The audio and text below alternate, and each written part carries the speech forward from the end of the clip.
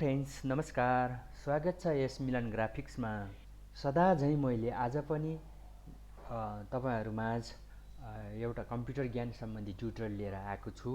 यो भन्दा अगाडिको ट्युटोरियलहरु सम्पूर्ण ट्युटोरियलहरु जति पनि छन् तिनीहरु ग्राफिक डिजाइन सम्बन्धी थियो भने आज मैले छुट्टै प्रकारको ट्युटोरियल लिएर आएको छु।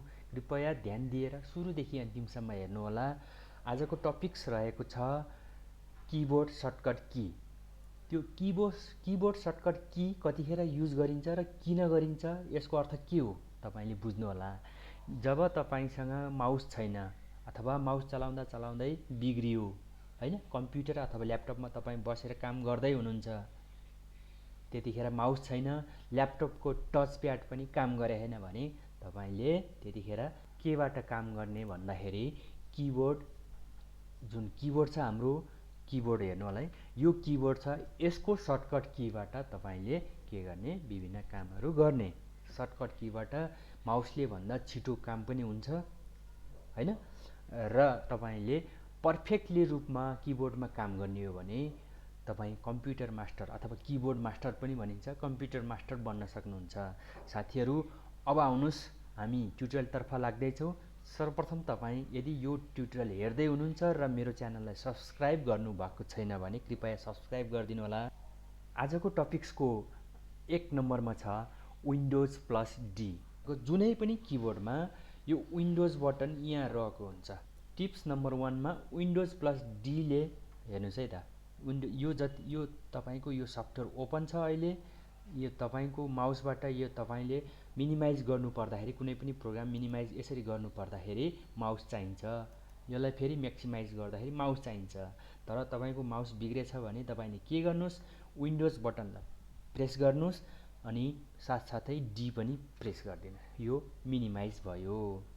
अब तपाईलाई म्याक्सिमाइज गर्नु छ र काम फेरि लगातार काम गर्नु छ भने तपाईले के गर्नुस्, विन्डोज बटन फेरि प्रेस गर्नुस् र फेरि डी प्रेस गरिदियो भने यो के भयो त, म्याक्सिमाइज भयो।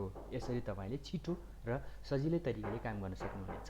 टिप्स नम्बर 2 मा सर्टकट की हामीले यो विन्डोज प्लस एम, विन्डोज त तपाईले देखिसक्नु भयो हैन। विन्डोज प्लस एम बाट के हुन्छ त भन्दाखेरि यो विन्डोज छ नि, यो विन्डोज प्लस यो एम तपाईले देखिराख्नु भएको छ, यो एम विन्डोज, यो विन्डोज सँगसँगै यो एम प्रेस गर्दाखेरि के हुन्छ त भन्दाखेरि तपाईले विन्डोज प्लस एम गर्नुस्। विन्डोज प्लस डी हाने जस्तै यो पनि मिनिमाइज नै हुन्छ।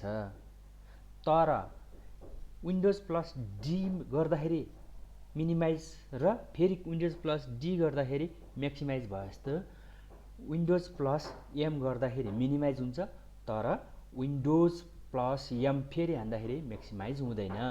त्यसको लागि तपाईले के गर्नु पर्यो, सर्वप्रथम तपाईले यहाँ हेर्नुस् शिफ्ट बटन छ नि, यहाँ यो शिफ्ट बटन सँगसँगै यो विन्डोज र एम प्रेस गर्ने हो भने मात्र तपाईको के हुन्छ,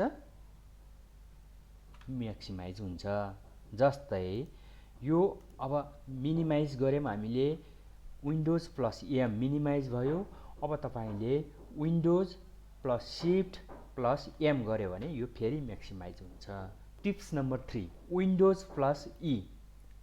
विन्डोज प्लस ई ले के काम गर्छ त भन्दाखेरि तपाईको यो माई कम्प्युटर भन्ने छ विन्डोज 7 मा, कम्प्युटरमा त लेखेको हुन्छ अथवा तपाईको 8 विन्डोज 8 देखि मास्तिरको भर्जनमा दिस पीसी लेखेको हुन्छ। यसमा तपाई जानु पर्छ भने, कुनै पनि काम गर्न जानु छ भने तपाईले यसमा डबल क्लिक गरेर यसको ट्री खुल्छ बल्ल। यो ट्रीबाट तपाईले काम गर्न सक्नुहुन्छ मात्र हैन। तर तपाईसँग माउस छैन, यहाँ क्लिक गर्न जान पाउनु भएन भने तपाईले त्यतिखेर के युज गर्ने त, मैले अघि नै भनिसके, यो Windows plus E, Windows plus ई हेर्नुस् है, यो विन्डोज हैन अनि प्लस ई, यो दुईटा प्रेस गर्ने हो भने के हुन्छ त, कम्प्युटरको ट्री खुल्छ है। जस्तै यहाँ मैले डबल क्लिक गरे जस्तै विन्डोजलाई प्रेस गर्नुस् अनि ई प्रेस गर्दिनुस्, तपाईको यो अहिले कम्प्युटर भित्र गयौँ हामी, हैन। अब तपाईको यो right arrow key, left arrow की, यो एरो की कहाँतिर छ तपाईलाई थाहा छँदैछ। जस्तै एरो की भनेको कुन हो त भन्दाखेरि किबोर्डको यो भागलाई हामीले के भनिन्छ, यो चारवटा जुन बटन छ, ल हेर्नुस्, यो डाउन एरो, यो अप एरो, लेफ्ट एरो र राइट एरो, यो प्रेस गरेर तपाईले के गर्न सक्नुहुन्छ, हामीले यसरी सिलेक्ट गरेर जुन चाहिँ प्रोग्राम खोल्नु, जुन चाहिँ ड्राइभ खोल्नु छ त्यसमा इन्टर गरिदिने हो भने त्यो ड्राइभ खोल्न सकिन्छ। आउनुस् अब टिप्स नम्बर 4 को सर्टकट की के छ त भन्दाखेरि Windows plus R. Windows plus R, यो विन्डोज प्लस आर ले के काम गर्छ त भन्दाखेरि तपाईको कुनै पनि सिस्टम भ्यालुहरु खोल्नु पर्दाखेरि हामीले रन प्रोग्राम रन गर्नुपर्छ। त्यसको लागि विन्डोज आर, यो विन्डोज बटन प्रेस गरेर आर प्रेस गरिदिने हो भने यहाँ तपाईको रन भन्ने एउटा डायलग बक्स आउँछ। यसमा तपाईले जस्तै फन्टको फोल्डर भित्र जानु छ भने यो जुन सिस्टम छ, सिस्टमको फोल्डर भित्र फन्ट्स भित्र तपाईं जानु छ भने फन्ट्स लेखिदिनुस्।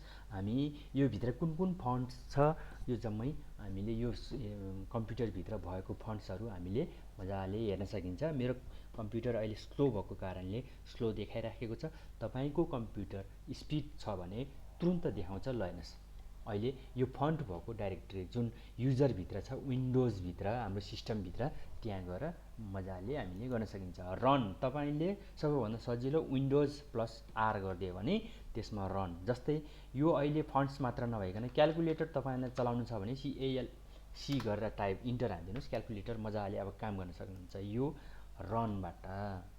अब टिप्स नम्बर 5, टिप्स नम्बर 5 मा windows plus T. Windows plus T हान्दाखेरि के हुन्छ त भन्दाखेरि टी को अर्थ टास्क बार, टास्क बार भन्छ यसलाई हामीले, हैन। यता जुनै पनि प्रोग्रामको यतापट्टिको यो साइडमा आउने यो बारलाई के भनिन्छ, हामीले स्क्रोल बार भनिन्छ। त्यस्तै यो तलको जुन सिस्टमसँग एट्याच भएर लक भएर बसेको हुन्छ यसलाई हामीले टास्क बार भन्छौं। यसमा प्रोग्रामहरु हामीले सेट गरेर राख्न सकिन्छ र चाहिने बेलामा हामीले यसलाई क्लोज गर्न सकिन्छ, ओपन गर्न सकिन्छ। तपाईसँग माउस छैन, अब तपाई टास्क बारबाट प्रोग्राम खोल्नु छ भने तपाईले त्यतिखेर के गर्ने भन्दाखेरि तपाईले विन्डोज प्रेस गरेर टी गर्ने हो भने यहाँ हेर्नुस्, यो विन्डोज एक्सप्लोररमा आइसक्यो। अब हेर्नुस् है त, विन्डोज टी गर्यो भने त्यहाँ आइसक्यो अनि इन्टर हान्दिनुस्। अब एक्सप्लोरर खुल्यो है। विन्डोज टी गर्नुस् एक फेर, फेरि टी हान्नुस्, यता भिएलसी प्लेयरमा गयो। ल हेर्नुस्, भिएलसी प्लेयर ओपन भयो। विन्डोज प्लस टी गर्दै जाने हो भने हरेक प्रोग्रामहरु सजिलै ओपन गर्न सकिन्छ हामीले। टिप्स नम्बर 6 मा पनि के छ भन्दाखेरि विन्डोज प्लस 1, जुन किबोर्डको तपाईले नम्बर हेर्नु होला, जुन यो माथिको 1 2 3 4 5 6 यो नम्बर छ नि, यसमा तपाईको ल्यापटपमा पनि र एक्सटर्नल किबोर्डमा पनि यता साइडमा पनि के हुन्छ त भन्दाखेरि कीप्याड हुन्छ। त्यसमा पनि नम्बर 1 देखि 0 देखि 9 सम्मको नम्बर प्याड हुन्छ। यो विन्डोज र यो 1 प्रेस गर्यो भने के हुन्छ त, ल अब हेर्नुस् है। अब अघि हामीले विन्डोज टी हान्दाखेरि यसमा सिरियली जान्थ्यो भने अब यो खोल्नु छ भने डाइरेक्ट विन्डोज हो 1 2 नम्बरको खोल्नु छ अथवा 1 नम्बरको खोल्नु छ, विन्डोज प्रेस गरेर यो माथिको सिरियल नम्बरको 1 प्रेस गरिदिने भने विन्डो एक्सप्लोरर खुल्छ है। फेरि विन्डोज 2 गर्यो भने भिएलसी प्लेयर, यो नम्बरमा जुन सिरियल बाइ नम्बरमा छ त्यो प्रोग्रामहरु खुल्छ के। 1 2 3 4 5 9 अनि यो 9 भन्दा माथितिरको छ भने 0 सम्म खुल्छ है। विन्डोज प्लस 0 गर्यो भने 9 भन्दा यताको प्रोग्राम खुल्छ। यो जुन अरु यो स्पिकरको छ, यो खोल्नु छ भने मैले कति नम्बरमा छ 1 2 3 4 5 6 7 8 9 9 नम्बरमा खोल्नु छ भने विन्डोज प्लस 9 गरिदिने हो भने त्यो स्पिकर जुन मैले साउन्ड बुस्टर इन्स्टल गरेर राखेको छु त्यो चाहिँ खुल्यो। ल हेर्नुस् यहाँ। टिप्स नम्बर 7 मा के छ भन्दा windows plus P, alphabetical P है। तपाईको यो विन्डोज बटन सँगै यो पी छ नि, यो तपाईले खोल्नु छ भने ल हेर्नु, यो पी विन्डोज सँगसँगै यो पी प्रेस गर्यो भने के हुन्छ त भन्दाखेरि तपाईको यहाँ हेर्नुस् है जादु। अब विन्डोज प्लस पी गर्यो भने यो कम्प्युटर ओन्ली, डुप्लिकेट, एक्सटेन्ड र प्रोजेक्टर ओन्ली। यो कस्तो भन्दाखेरि यो यतिखेर चाहिन्छ कि हामीलाई ल्यापटपमा अथवा कम्प्युटरमा तपाईले ड्युअल स्क्रिन अथवा दुईटा स्क्रिन चलाउनु छ भने हैन, त्यो अवस्थामा यसमा क्लिक गर्यो भने विन्डोज प्लस पी गरेर अनि यसमा क्लिक गर्ने हो भने यो यहाँ डेस्कटपमा जे देखिएछ अर्को मोनिटरमा पनि त्यही देखिन्छ, त्यही डुप्लिकेट आउँछ है, सबै आउँछ। तर यो सेकेन्डमा एक्सटेन्डमा के छ भन्दाखेरि यसमा क्लिक गरेर तपाईले चलाउने हो भने मोनिटर 1 मा हामीसँग ल्यापटपमा यो आउँछ हाम्रो कम्प्युटरमा, अनि त्यसैमा हामीले अर्को मोनिटर जोडेको ठाउँमा चाहिँ ब्ल्याङ्क स्क्रिन आउँछ, तर यही आउँछ, यही विन्डोजकै फिचर आउँछ। हामीले त्यो कतिखेर काम गरिन्छ भने भिडियो एडिटिङ गर्दा, फोटो एडिटिङ गर्दाखेरि, प्रोजेक्टरहरू देखाउँदाखेरि यो एक्सटेन्ड र प्रोजेक्टर ओन्ली भन्ने हामीले चलाउँछौँ। प्रोजेक्टर ओन्ली भनेको फेरि कस्तो भने प्रोजेक्टरमा मात्र मोनिटर जान्छ, यो ल्यापटपमा अटोमेटिकली ब्ल्याक भएर बस्छ, यो मेनुहरू केही पनि देखिन्न, अन्धाधुन्दा हामीले प्ले गर्ने हो। तर यो एक्सटेन्डमा गऱ्यो भने यहाँ हामीले